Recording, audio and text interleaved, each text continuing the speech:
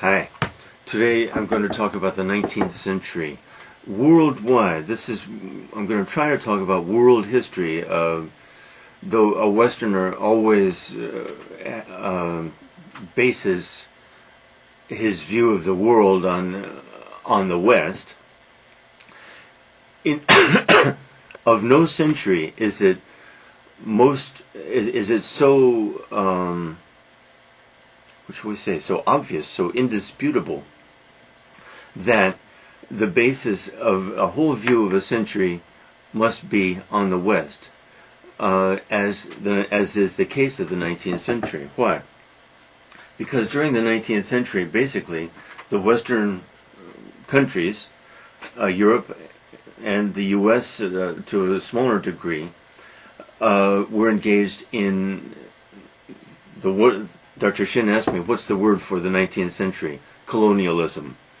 I would say colonialism. Imperialism will do.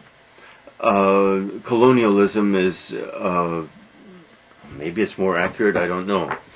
Both of these words, imperialism and colonialism, we were talking about what's the philosophy. The philosophy that underlies this effort at expansion is perhaps racism, certainly a sense of the superiority, racial superiority of the Western powers over all the other races of the world. Did they have that attitude? Yes, I think indisputably. Everyone, no, but most people, yes. The British expressed it, to my knowledge, the best. Rudyard Kipling, in a poem, "Take up the white man's burden," he says. And the white man's burden was to bring light, the Western way of life, and Christianity to the benighted, backward, barbarian, barbarous masses of the world. I think this was their attitude. It was certainly Kipling's attitude, and Kipling was a pretty eloquent spokesman for this kind of thing. Another word that could be used, Jingoism. Jingoism became popular toward the end of the century, and it was simply nationalism, extreme nationalism. Nationalism would do too, but it doesn't take in the idea of expansion. So I'm left with colonialism or imperialism. In any case, trying to discuss the century as a whole, once again, I repeat, for once, it's easy to base the whole discussion on the West, because it's the West that came to dominate the entire world by the end of the century. This was their age of glory, really. The age of glory of Europe, especially, was the 19th century. By the 20th century, it ended. It had ended. During the 20th century, it ends with two disastrous wars, world wars, as we call them, and they were. By the end of that, Europe no longer dominates the world. The British Empire, the French Empire, are gone, or will gradually slip away. So the 19th century is the age of European imperialism. Okay. Where does this begin? Of course, any discussion of any century is a very arbitrary thing. Philosophically, it's even very arbitrary to use the word event, as if we can mark the beginning of something and the end of something in time and describe it and say, this happened. Time is almost certainly a continuum, and it's man, discussing Kant yesterday a little bit, it's man who imposes the categories of his mind, according to Kant, but Kant has described this better than anyone else has, I think, and most people agree, I think.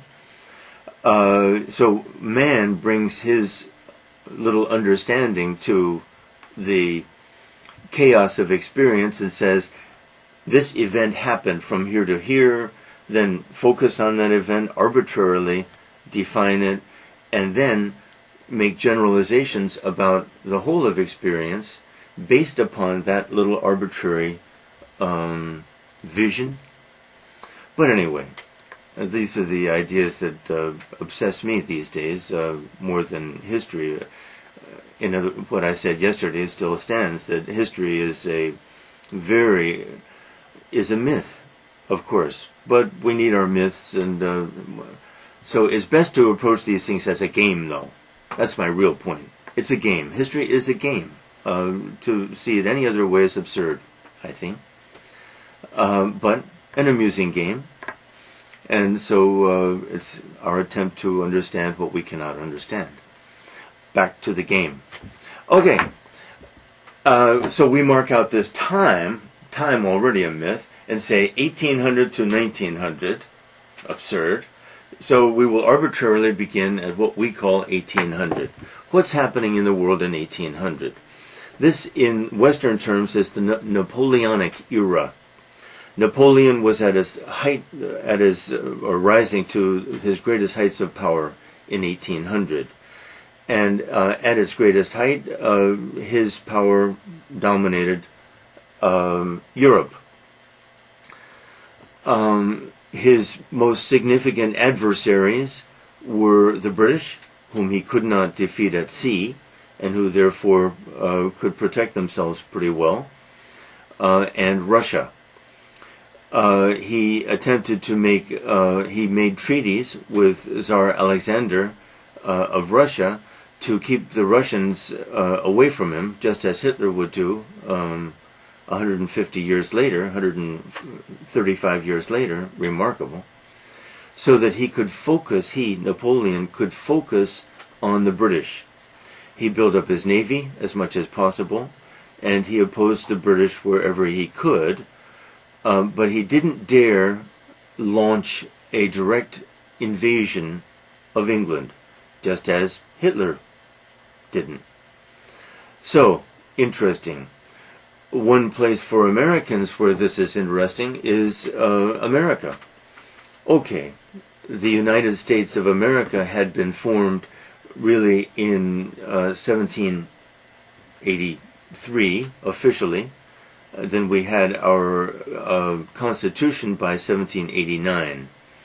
Okay, we were the United States of America, an independent country. We had been a country for only 11 years. But whenever the British and French fought, we were kind of involved. The French and the British were still in Canada. In 1800, the French still controlled most of North America. Now, first, I'll begin with America because it is a big event. In 1803, the century was very new. Napoleon needed money. He offered for sale that vast territory of much of the West, the Midwest and far West partly, which he called Louisiana, to America. And Thomas Jefferson, had the courage to pay what seemed like a lot of money to a poor young country to buy it. And many people opposed him in this, but he bought it. The Louisiana Purchase in 1803, which doubled the size of the U.S., removed any threat that the French would represent for the future too, for the U.S., and changed the whole vision of what the United States would be. With the Louisiana Purchase, the United States would not simply be colonies on the East Coast, but a transcontinental country, a giant, larger than any known country except China and Russia and India. Huge event. Okay, all this in the United States, which was not an important country. Second, we had our War of 1812. In the War of 1812, we were opposed to the British. because the British were impressing, that is, forcing our sailors to join the British Navy or serve on British ships, and this obviously was not fair. The British won that war. They burned Washington, D.C.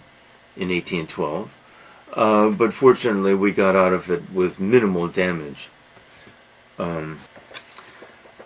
So far I haven't mentioned any major event in the 19th century, but the first major continued event were the Napoleonic Wars.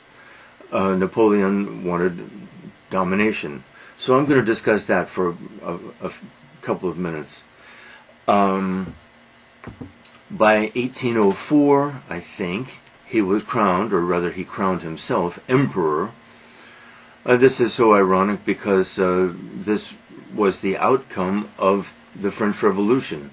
That is, the French Revolution, which had begun with these republican passions, sentiments, down with the Ancien Régime, had ironically turned into an empire with an emperor, a somewhat enlightened emperor, to be sure, more than most of his predecessors, but emperor nevertheless.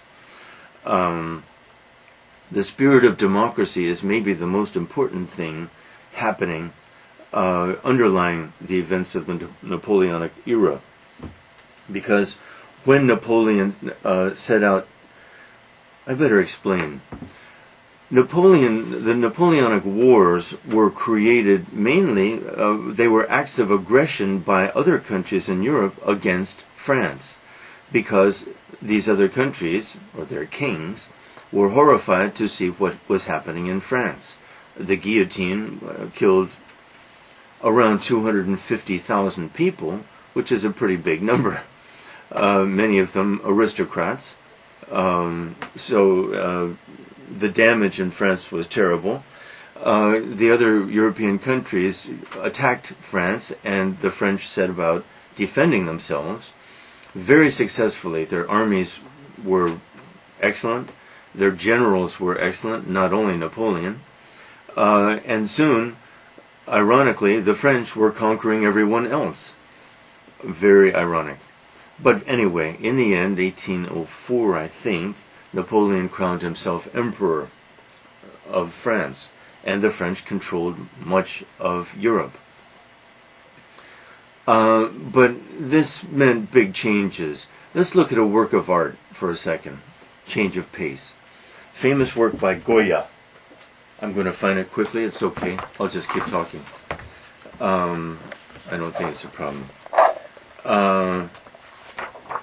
Francisco Goya in France. Here we are. Can you see it? Should I move back?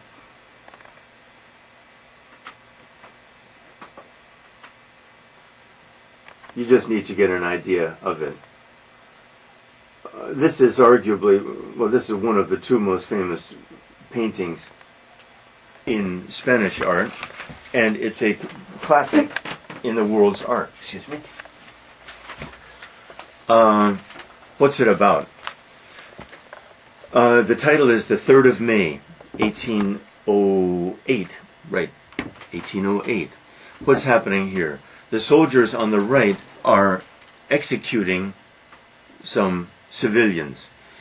Who are these soldiers? French. Who are these civilians? Spaniards. The day before, there had been a riot, and some French and other troops were killed, and so the French took revenge. Notice that the soldiers have no faces, impersonal. That's one of the things that makes this a great painting, not just a political painting, a timeless painting. It seems to me it's also about varying stances that we take before death. Some of us cowering in fear, terrified, some defiant, some submissive, no one very brave, everyone kind of horrified. And I was just looking at this painting recently at the AP convention, which I attended, because I attended the art history event one day, and we talked about this painting. I had never noticed in the background that steeple, the church. Interesting. For Goya, that's probably God looking on. Goya was a free thinker, a rebellious man, and maybe a great man. Anyway, and that sky is black. Well, what a great myth. He created a myth. And the substance of that myth, after all, was hatred of the French. So opposition to Napoleon's occupation of Spain grew, and some terrible things happened. And Goya chronicled those things too in his etchings about the horrors of war. I think it's called The Horrors of War, something of war. Very graphic, very startling. Okay, so things started to go badly, very badly for Napoleon in 1812 when he very foolishly decided to invade Russia. He sent an army of 500,000. I've always heard that 100,000 returned. Disaster. And amazingly, Hitler would do the same thing 143 years later. Okay, or no, 130 years later. Okay, enough. By the end of the Napoleonic Wars, 1815, after Waterloo, what happened? In Europe, this was the return to legitimacy, meaning monarchies. And these monarchs who returned, including the French ones, were very suspicious of people, very determined to crush democracy. This was repressive government reaction in the full sense of the word, that is reactionary even, a desire to return to the past, to the Ancien Regime past. This was not going to work. But the repressive methods meant secret police everywhere, kind of modern state, a glimpse into the modern states. Of course, there had always and have always been repressive states, but their methods of keeping their power were becoming kind of modern. Secret police, spies everywhere, people arrested in the middle of the night and disappearing. That's the age of reaction. 1815, I'd say, to 1848 historically. Now, during this same time, the race for colonies really, which had been pretty wild in the 18th century, opened up even more. The main participants in this race were the French and the British. Of course, the Industrial Revolution was developing very quickly during this time. Cities were expanding, urbanization, steam everywhere, railroads being constructed very fast, factories appearing everywhere. The race for colonies meant the race for cheap natural resources to feed the factories. All of this, these were the events that were dominating the first half of the 19th century. The second half too, really. The expansion of industrialization worldwide, no, you can't say worldwide, in Europe and the U.S., was the dramatic event of especially the first half of the 19th century. Well, what about industrialization of other countries? Wasn't happening, because these other countries were regarded simply as the sources of the resources for the Western countries. So, not pretty. Africa fell. Asia fell. Let's shift our attention for a moment to Asia, where things get particularly hot in China around 1830, because around 1830 there's the Opium War in China. Excuse me. I hope my dates are right here. But and the domination of India by the British government. Now the British had more power in China too than any of the other countries, especially in 1830. China was almost theirs. But the British simply, there weren't enough of them to dominate India and China and the rest of the colonies of the world. But the British were very active and very aggressive. Okay, in China, their policy was a particularly abominable one. They encouraged the spread of the use of opium among the Chinese people, meaning mainly men. And the sale of opium created a huge market because many people, millions I guess, became addicts. And so then they had to buy opium, and they traded for opium, the British providing the opium, which they got from India and Pakistan, I think, Afghanistan maybe, for the resources. It's not quite the word I want, but the resources that they wanted from China, including some treasures of art, silk, of course, tea, of course. Ironically, the British became kind of addicted to tea. So this worked a little bit both ways, but in both cases it was the British making this happen, and it was pretty shameful. Finally, the Chinese government, which could not oppose the British ever, whenever they did, the British military superiority simply crushed opposition. I'm going to not complete that sentence for a second and talk about this. Because of their industrial superiority, the British and the Westerners generally had superiority of transportation and military. These two factors were the keys to their domination. Transportation and communication, the best word is communication, which included transportation. Because they had fast-moving ships, because they had made railroads,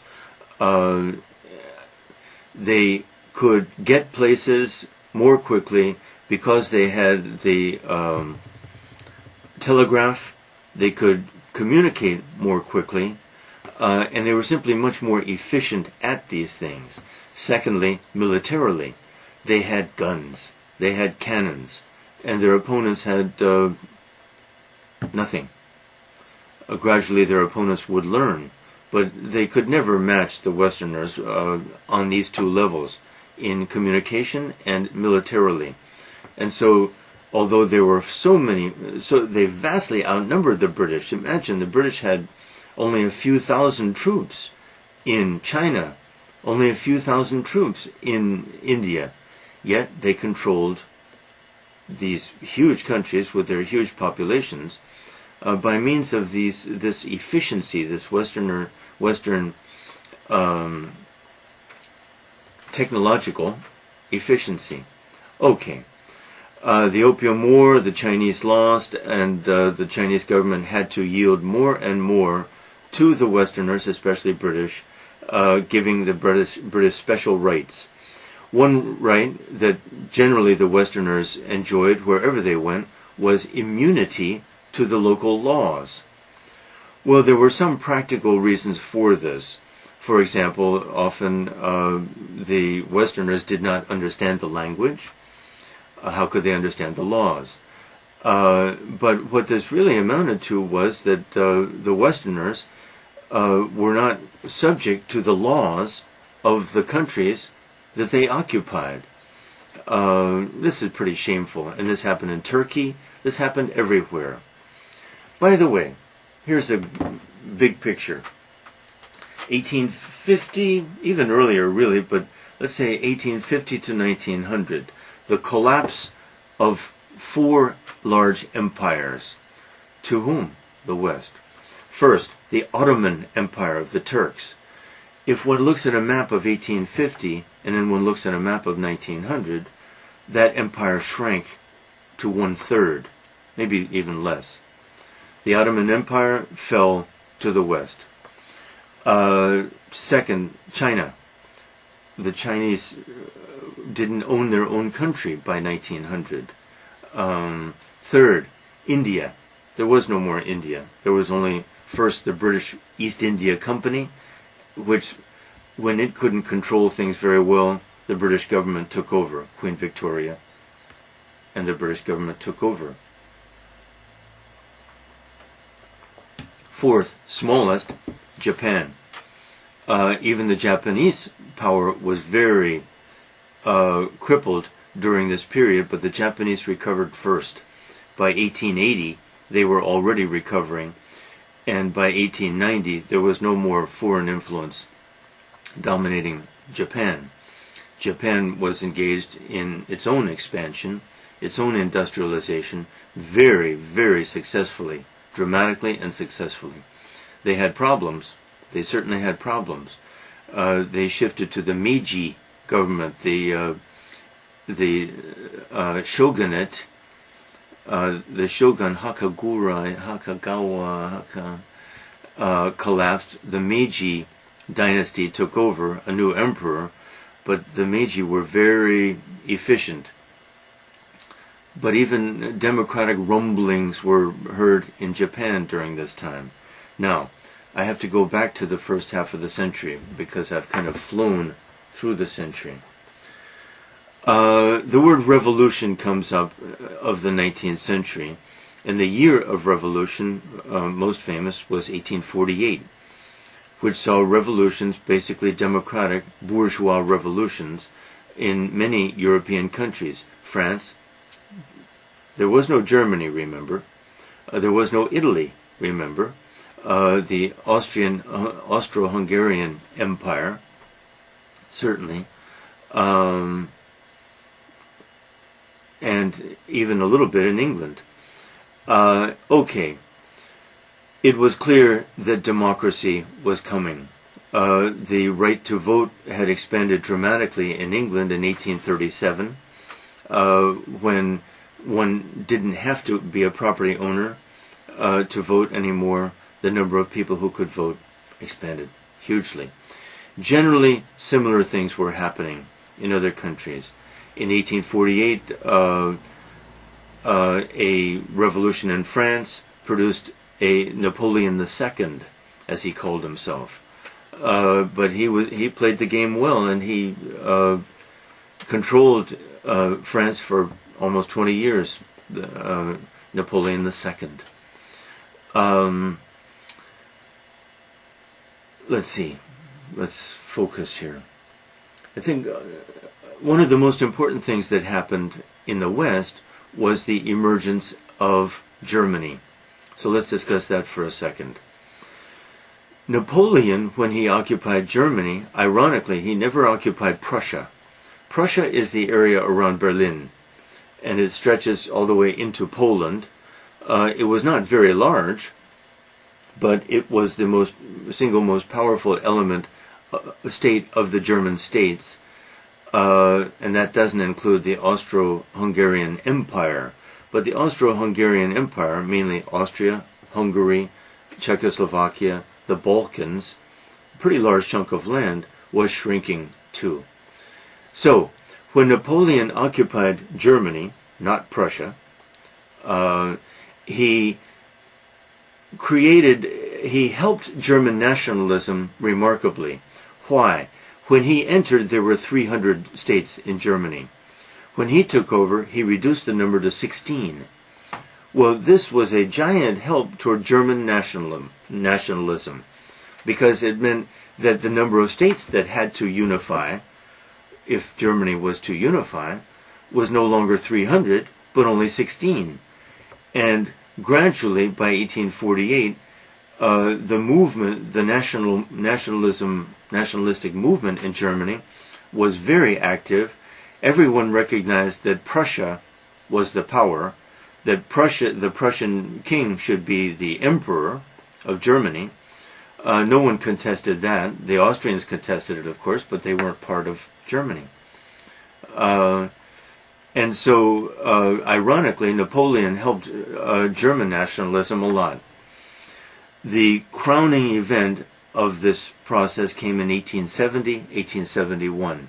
And this is a very important event in Europe, and therefore in the world. The Franco-Prussian War. The Prussians fought against the French, invaded France so quickly, so efficiently, a huge embarrassment to France, and the French really have never recovered from it. World War I, in a sense, was about this, and World War II was about World War I. The ease and the rapidity with which the Prussians conquered France — they didn't fully conquer Paris. The French held out, starvation even, until the war ended — was a huge boost to German nationalism and a crushing blow to French nationalism. At the end of this, all the other German states agreed, let's be one country under Prussia, and this is what happened in 1871. Now, the second thing that added some urgency to German nationalism was that the Germans had been left out of the race for colonies. There was no Germany. There was Prussia, and Prussia wasn't strong enough or rich enough to join the race for colonies. So the Germans had been left out of this hugely profitable race for colonies. That's what lent urgency to German nationalism. They had to form a state to join the race for colonies, and that's exactly what happened. Italy had been mostly unified by 1861, 10 years earlier. The unification was complete in 1871 also. Italy wanted to join the race too, but Italy simply was not rich enough or aggressive enough even to do it. They did it in North Africa, Libya, Ethiopia, Tunisia. That's what they took to be their playground. Egypt.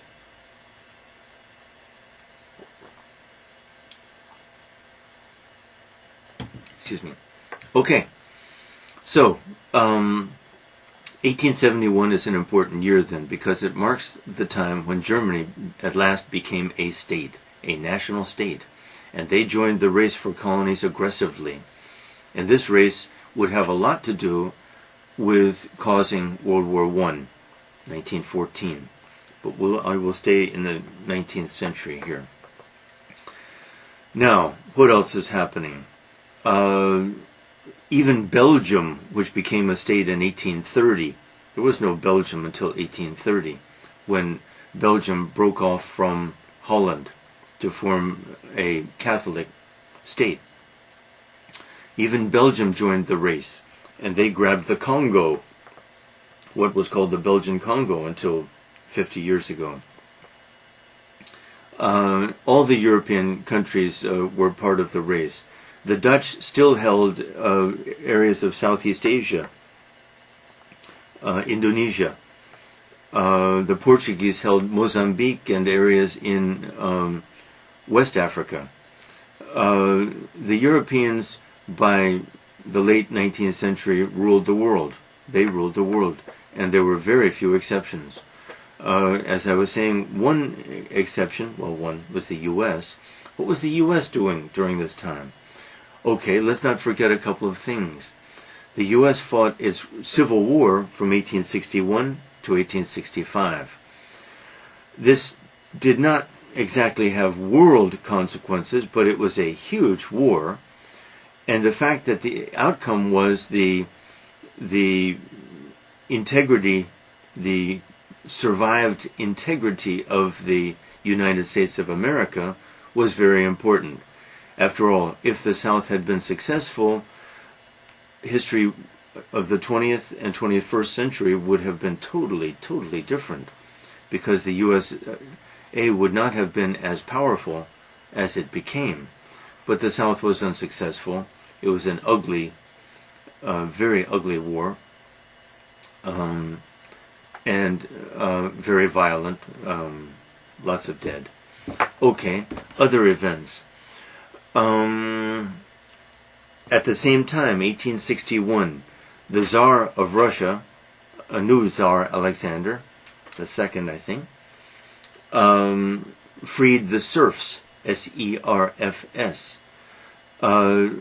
Most of the Russian population for centuries had been reduced to serfdom in what was basically a feudalism, F-E-U-D, feudalistic state. The landowners owned everything. The serfs were virtually slaves. Huge numbers over the vast area called Russia. Now, Russian expansion had been considerable during these years too. The Russians were very aggressive and very successful at expanding to the south. The Russians have always needed warm water ports. The only place they've been able to have these was on the Black Sea, the Crimea. But what generally happened with Russia was, whenever the Russians had to fight the British or the French, they lost. Whenever they fought anyone else, they won. This would end embarrassingly in 1905, I'm cheating a little bit, with a hugely important event called the Russo-Japanese War, when the Japanese defeated the Russians quickly. Little Japan defeated huge Russia quite quickly, with disastrous results for Korea, since the Russian troops came through Korea and thereafter stayed. We all know this. But the world woke up in 1905 and realized that Japan was going to be a giant and had to be watched carefully. The turn of events was such that the Japanese continued to expand almost without opposition, but I'm cheating again, I'm in the 20th century. Okay, but that's a signal of how the Japanese were going in an opposite direction from China, from India, from the Ottoman Empire, from the Turks, opposite direction. Okay, the liberation of the serfs, the Emancipation of the Serfs, 1861, an event of great importance, because after all, Russia would become very important. Now, other events, the second half of the 19th century. Continued industrialization, continued the race, the scramble, as historians call it, the scramble for colonies. The period called the Scramble for Colonies by historians starts from 1871. Why? Germany. And ends into the 20th century, but we can end at 1900. It doesn't make a big difference. 1900 is an embarrassing date for historians, I think. All hundreds, the year, the turn of the century are embarrassing, because what ends then? Nothing. What are the odds? The real end of the 19th century for historians is 1914. 1914 ends the 19th century because it ends, it almost ends European supremacy in the world. It changes so much. But okay, I'll stick with 1900.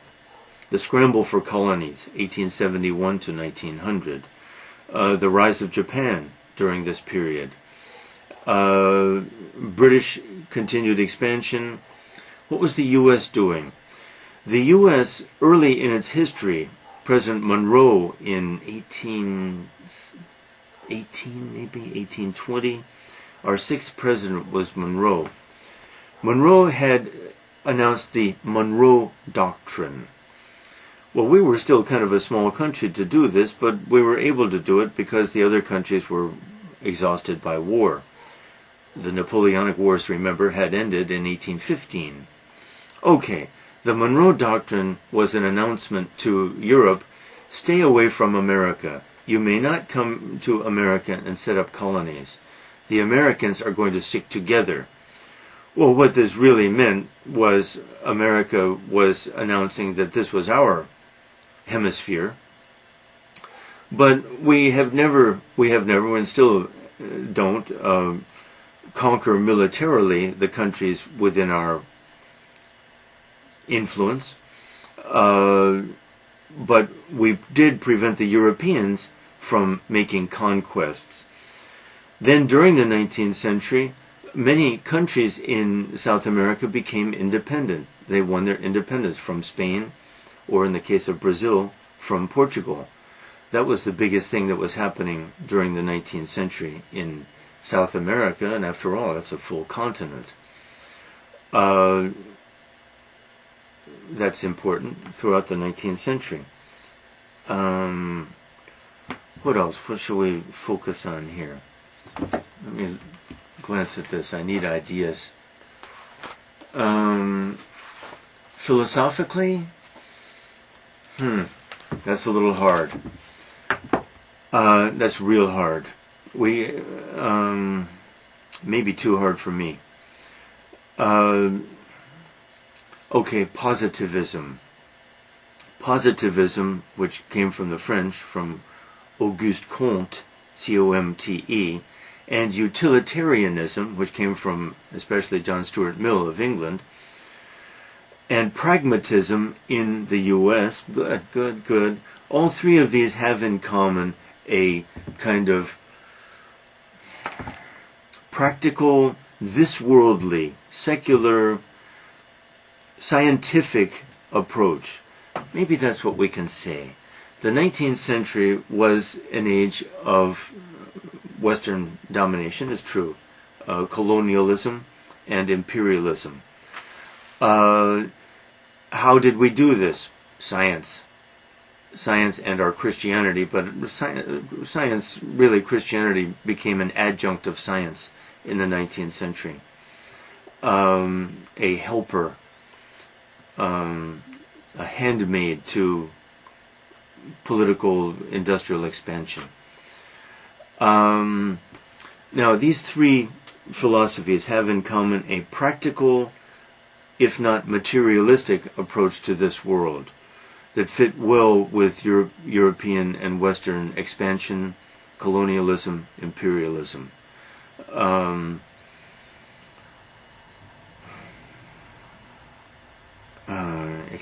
Expansion, imperialism, Comte, positivism. Positivism is the celebration of science. The scientific view of things became, or tried to become, the philosophical view. Well, this is a sure sign that science was that science had ascended to power, and philosophy was in a slumber. I think that's generally true. Let's expand this to talk about religion a little bit. Now, during the 19th century, by 1853, the historical criticism of the Bible had become the dominant view. We also have 1859, Darwin. Here we go. We've got plenty to talk about. Darwinism, natural selection, survival of the fittest, these theories of Darwin, which at first were regarded as horrible because they seemed to contradict the Bible. But let's back up a little bit. Science, everywhere science went, seemed to contradict the Bible. And poor, simple, pious people who strove to take the Bible literally, to regard the Bible as historical. It seems incredible in retrospect that thinking people did this, but they did. Not that we're so bright, we're just as naive, the focus has just changed. Anyway, by 1853, the historical criticism of the Bible had gained a lot of influence. And so we had the widespread acceptance of the documentary hypothesis, the idea that there are at least four authors of the first 5 books of the Bible, the Pentateuch. I won't discuss that in detail, The point is the triumph of the scientific, critical spirit, which had grown which really was the Enlightenment, which I discussed yesterday. The Enlightenment had spread a lot. No area of life was safe from critical intelligence, l'esprit critique of the Enlightenment, which continued unabated, even grew in the 19th century. What's happened to Romanticism? Well, Romanticism dominated the arts, but even in the arts, science creeps in. Realism, after all, is a call to reality in a spirit of science, and naturalism completes that. Naturalism in the arts is the triumph of science in the arts. It's the flight from Romanticism, from imagination to concrete reality. It's Positivism. It's pragmatism. It's utilitarianism. In the arts, we have a kind of struggle between Romanticism and, let's call it, realism, science even, during the 19th and even into the 20th century. Even Impressionism, so dominant in the arts. Let's look at a Monet. Try to show a Monet. Even Impressionism is the triumph. Excuse me. Got it. Here's Monet. What did Monet think he was doing? What was he doing? He was trying to see the relation between light and water, especially light and objects, and on the whole, the hard, solid reality of objects is reduced to a kind of blur. But he did this in the spirit of science. Now, what he really did was give modern art a huge boost, because more and more art would be the personal vision of the artist. And where we're going, of course, is in the end. Now, this is where the arts are going, but during the 19th century, the struggle between Romanticism and science was a close one, was a tough one. In the 20th century, science loses. The imagination of the individual artist wins.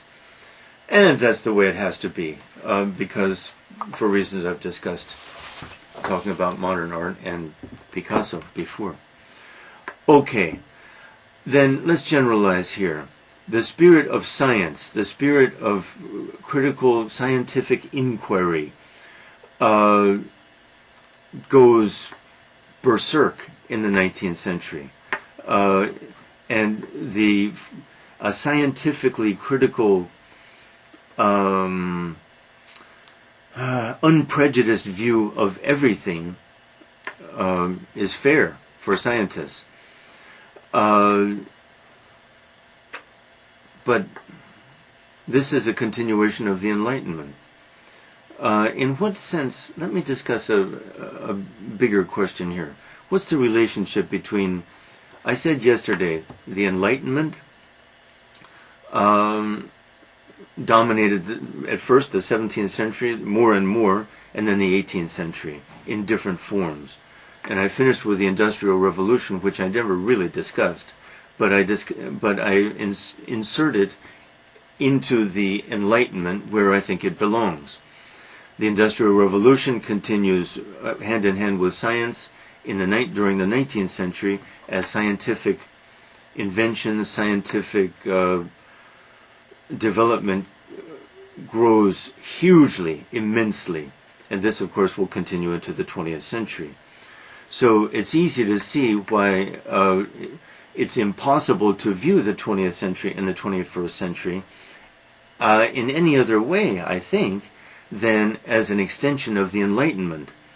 Insofar as science has dominated our lives during the 19th and 20th and now 21st centuries, science meaning technology, all this is an extension of the Enlightenment and should be seen as such. Now, what's the role of Romanticism in all of this?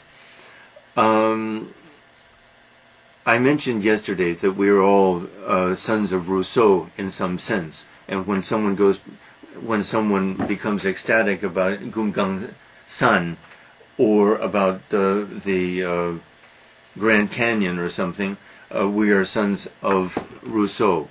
I think that's true. Maybe it's not fair, but I think it's true. I mean, I'm not particularly a nature lover. As I like to say, I like nature in National Geographic magazines, but I'm not going to climb a mountain or do anything very dramatic to even see. I won't go to the Grand Canyon. There's no reason for me to go to the Grand Canyon. My point is this. We retain, there's a tension in us all. The scientific, practical, materialistic view seems to dominate, but emotionally we can't accept it. Emotionally we can't accept it, and so we become romantic. Backdoor romantics. That is, it relieves us from, we have to escape from our technology, from our science, from our materialism, into the sentimentality of nature. And that's how I see it. Do we really love nature? No. I think we're just escaping from the lives and the cultures that we have created when we flee to Gumgangsan or the Grand Canyon. And after all, we only stay a little while. And then it's back into our technological, scientific, materialistic view of things. So what I'm saying is that, at least in my view, our romanticism, and I think I would include religion as one aspect of this. That's interesting.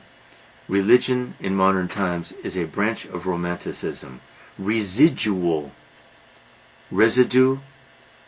Vestigial. Vestiges. Leftover traces. I'll have to explore that one sometime. But it just occurs to me. Religion in modern times is residual romanticism. And romanticism is simply our attempt to escape from the culture that we have created, which is dominated by science and technology. And so our worldview is dominated, is dominated by those. We seek refuge, sanctuary from the culture that we've created in romanticism. Sentimentalized view of nature.